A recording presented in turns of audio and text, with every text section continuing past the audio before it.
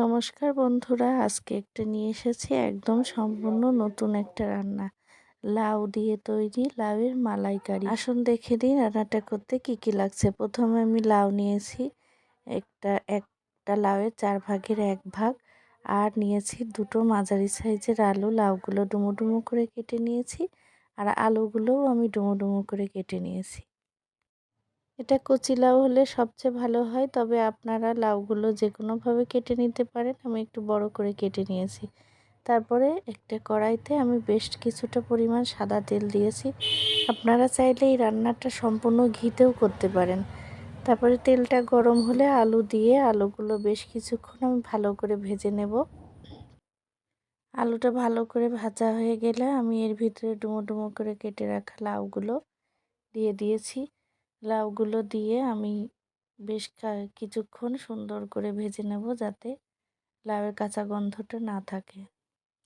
বন্ধুরা, আমার রান্নাগুলো যদি আপনাদের ভালো লেগে থাকে তাহলে অবশ্যই আপনারা চ্যানেলটাকে সাবস্ক্রাইব করে এবং আমারকে লাইক কমেন্ট করে আমার পাশে থাকবেন, আর বেল আইকনটিকে চাপ দিয়ে রাখবেন। নতুন নতুন রান্নার নোটিফিকেশন পৌঁছে যাবে আপনাদের কাছে।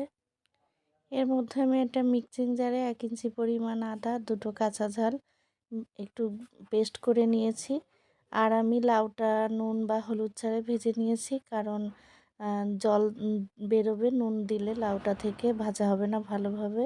তাই আমি আগে ভালো করে ভেজে নিয়ে তার ভিতরে এই আদা আর কাঁচা লঙ্কার পেস্টটা দিয়ে দিয়েছি। দিয়ে তার ভিতরে এবার আমি দেব একটু নুন, একটু হলুদ, একটু ঝালের গুঁড়ো, রঙটা সুন্দর হওয়ার জন্যে একটু জিরে, আর ধনে গুঁড়ো দিয়ে আমি এবার লাউটাকে ভালোভাবে কষিয়ে নেব। লাউটা বেশ কিছুক্ষণ ধরে ঢেকে ঢেকে সিদ্ধ করে কষিয়ে নিতে হবে, তা না হলে লাউয়ের কাঁচা গন্ধ থাকলে মালাইকারিটা খেতে ভালো লাগবে না।